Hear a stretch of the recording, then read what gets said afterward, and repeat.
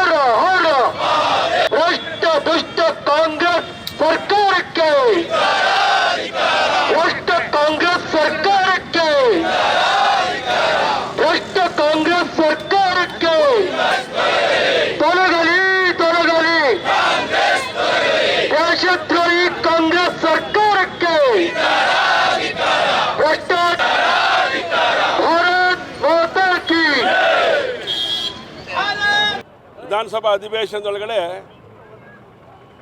ಭ್ರಷ್ಟಾಚಾರಿ ತಿಮ್ಮಾಪುರ್ ಅವರನ್ನು ಮಂತ್ರಿಮಂಡಲದಿಂದ ಕೈ ಬಿಡಬೇಕು ಅಂತ ಒತ್ತಾಯ ಮಾಡಿದ್ವಿ, ಆಗ್ರಹ ಮಾಡಿದ್ವಿ, ಹೋರಾಟಗಳನ್ನು ಮಾಡಿದ್ವಿ. ಹೋರಾಟಕ್ಕೆ ಯಾವುದೇ ಬೆಂಬಲವನ್ನು ಭ್ರಷ್ಟ ಕಾಂಗ್ರೆಸ್ ಸರ್ಕಾರ ಅವಕಾಶ ಮಾಡಿಕೊಟ್ಟಿಲ್ಲ. ಹಾಗಾಗಿ ಅದಾದ ನಂತರ ಎರಡನೇ ಅವಕಾಶ ಇರುವಂಥದ್ದು ನಾಗರಿಕರ ಮುಂದೆ ಹೋಗಬೇಕಾಗಿರುವಂಥದ್ದು. ಆ ಕೆಲಸನ ಭಾರತೀಯ ಜನತಾ ಪಾರ್ಟಿ ಪ್ರಜಾಪ್ರಭುತ್ವ ವ್ಯವಸ್ಥೆ ಒಳಗಡೆ ಹೋರಾಟದಲ್ಲಿ ನಂಬಿಕೆ ಇಟ್ಕೊಂಡಿರುವಂಥ ಪಾರ್ಟಿ ಭಾರತೀಯ ಜನತಾ ಪಾರ್ಟಿ. ಹಾಗಾಗಿ ಹೋರಾಟದ ದಾರಿಯನ್ನು ಇಡೀ ರಾಜ್ಯದ ಜಿಲ್ಲಾ ಕೇಂದ್ರಗಳಲ್ಲಿ ಇವತ್ತು ಪ್ರಾರಂಭ ಮಾಡಿದ್ದಾರೆ. ನಮ್ಮ ರಾಜ್ಯದ ಅಧ್ಯಕ್ಷರಾದಂಥ ವಿಜಯೇಂದ್ರ ಅವರು ಇದಕ್ಕೆ ಹೋರಾಟಕ್ಕೆ ಸೂಚನೆಯನ್ನು ಕೊಟ್ಟಿದ್ದಾರೆ. ಆ ಹಿನ್ನೆಲೆಯಲ್ಲಿ ಇವತ್ತು ಹೋರಾಟ ಶಿವಮೊಗ್ಗದಲ್ಲಿ ಆಗಿ ನಡೀತಾ ಇದೆ.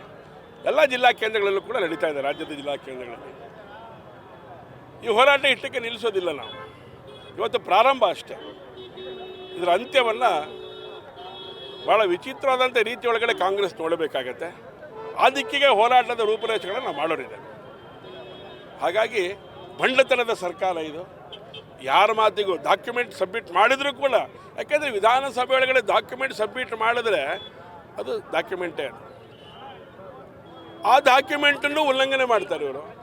ಆ ಡಾಕ್ಯುಮೆಂಟು ಇದಕ್ಕೆ ಸಂಬಂಧ ಇಲ್ಲ ಅಂತ ಹೇಳ್ತಾರೆ. ಅದರೊಳಗಡೆ ಏನು ದಾಖಲಾತಿಗಳಿಲ್ಲ ಅಂತ ಹೇಳ್ತಾರೆ. ಹಾಗಾಗಿ ಸಭಾಧ್ಯಕ್ಷರು ಇದ್ರ ಬಗ್ಗೆ ಗಂಭೀರವಾಗಿ ಯೋಚನೆಯನ್ನು ಮಾಡಬೇಕಾಗತ್ತೆ. ರಾಜ್ಯ ಸರ್ಕಾರ ಹೇಳಿದ್ದೆಲ್ಲ ಮಾಡುವಂಥ ಸಭಾಧ್ಯಕ್ಷರ ನಡವಳಿಕೆ ಇದೆಯಲ್ಲ, ಎಲ್ಲೋ ಒಂದು ಕಡೆಗೆ ಪ್ರಜಾಪ್ರಭುತ್ವ ವ್ಯವಸ್ಥೆ ಒಳಗಡೆ ಆ ಜಾಗವನ್ನು ಪ್ರಶ್ನೆ ಮಾಡುವಂಥ ಸ್ಥಿತಿ ಇವತ್ತು ನಿರ್ಮಾಣ ಆಗ್ತಾ ಇದೆ ಅಂತ ಹೇಳಿದ್ರೆ ಸಭಾಧ್ಯಕ್ಷರು ಇದನ್ನು ಯೋಚನೆ ಮಾಡಬೇಕು ಗಂಭೀರವಾಗಿ. ಯಾಕೆಂದರೆ ರಾಷ್ಟ್ರಪತಿ ಅಂಕಿತ ಹಾಕಿರುವಂಥ ಒಂದು ಕಾನೂನು, ಅದ್ರ ವಿರುದ್ಧವಾದಂಥ ಒಂದು ನಿರ್ಣಯ ಮಾಡಬೇಕು ಅಂತೇಳಿ ಸಭೆಗೆ ಬಂದರೆ ಆ ಸಬ್ಜೆಕ್ಟು ಆ ಸಭೆಗಳ ನಿರ್ಣಯ ಮಾಡಿಸ್ಬೇಕು ಬಿಡಬೇಕು ಅಂತ ಯೋಚನೆ ಯಾರ್ದು? ಸಭಾಧ್ಯಕ್ಷರದು. ಸಭಾಧ್ಯಕ್ಷರು ಒಬ್ಬ ಕಾಂಗ್ರೆಸ್ಸಿನ ಕಾರ್ಯಕರ್ತ ಅಂತ ವರ್ತನೆ ಮಾಡಬಾರ್ದು. ಇದನ್ನು ನಾವು ಭಾಳ ನೋವಿನಿಂದ ಹೇಳ್ತಾ ಇದ್ದೇನೆ ಈ ಮಾತನ್ನು. ಹಾಗೆ ನಡ್ಕೋಬಾರ್ದು ಸಭಾಧ್ಯಕ್ಷರು. ಯಾಕಂದರೆ ಸಭಾಧ್ಯಕ್ಷರು ರಾಷ್ಟ್ರಪತಿಗಳ ಅಂಕಿತಕ್ಕೆ ಎಲ್ಲೋ ಒಂದು ಕಡೆಗೆ ಧಿಕ್ಕಾರ ಹಾಕುವಂಥ ರೀತಿ ಒಳಗಡೆ ಈ ಸಭೆಗಳಾಗಿರುವಂಥ ನಿರ್ಣಯ 14 ದಿನಗಳ ಕಾಲ ನೋಟಿಸ್ ಕೊಡಬೇಕು ಅಂತ ಹೇಳುತ್ತೆ ಕಾನೂನು. ಅದು ಯಾವುದೂ ಮಾಡಲಿಲ್ಲ. ನೆನ್ನೆ ಅದೆಲ್ಲದನ್ನು ಕೂಡ ನಾವು ಮಾಡಿಕೊಂಡಿರೋಂಥ ಕಾನೂನಲ್ಲಿ ಇರುವಂಥ ಅನೇಕ ಸಂಗತಿಗಳನ್ನು ತಿಳಿಸೋ ಕೆಲಸನೂ ಕೂಡ ನಮ್ಮ ವಿರೋಧ ಪಕ್ಷದ ನಾಯಕರಾದ ಅಶೋಕ್ ಅವರು, ಸುನಿಲ್ ಅವರು ಮಾಡಿದ್ರು ಕೂಡ ಅದನ್ನು ಗಾಳಿಗೆ ತೂರಿ ಸಭಾಧ್ಯಕ್ಷರು ಈ ಒಂದು ಇದಕ್ಕೆ ಚರ್ಚೆಯನ್ನು ಮಾಡಿ ಕೊನೆಗೆ ಉತ್ತರವನ್ನು ಸರ್ಕಾರ ಕೊಡಲಿಕ್ಕೆ 5 ಗಂಟೆ ಕಾಲ ಒಳಗಡೆ ಮಾತ್ರ ಚರ್ಚೆಗೆ ಅವಕಾಶ ಇರೋದು. ದಿನಗಟ್ಟಲೆ ಚರ್ಚೆ ಮಾಡಿಬಿಟ್ರು. ಹಾಗಾಗಿ ಇದು ಕಾನೂನು ಬಾಹಿರವಾಗಿರುವಂಥ ನಿರ್ಣಯ ಅನ್ನುವಂಥ ಸಂಗತಿಯನ್ನು ನಾವು ಉಲ್ಲೇಖ ಮಾಡಿದ್ದೇವೆಲ್ಲ ಕಡೆ. ಕಾನೂನು ಬಾಹಿರವಾಗಿರುವಂಥ ವರ್ತನೆ ಸಭಾಧ್ಯಕ್ಷರ ಮೂಲಕನೂ ಮಾಡಿಸುವಂಥ ಸ್ಥಿತಿ ಕಾಂಗ್ರೆಸ್ಸಿನ ಸ್ಥಿತಿ. ಒಂದು ಕಡೆ ರಾಜ್ಯಪಾಲರಿಗೆ ಅಪಮಾನ, ಸಂವಿಧಾನದ ವಿರೋಧಿ ನಡೆ.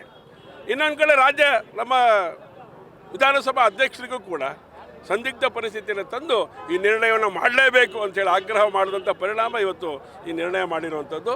ಇದು ನೀತಿ ನಿಯಮವಿಲ್ಲದಂಥ ನಿರ್ಣಯ ಅನ್ನೋಂಥ ಮಾತನ್ನು ಈ ಸಂದರ್ಭ ನಾನು ಹೇಳಲಿಕ್ಕೆ ಇಷ್ಟ.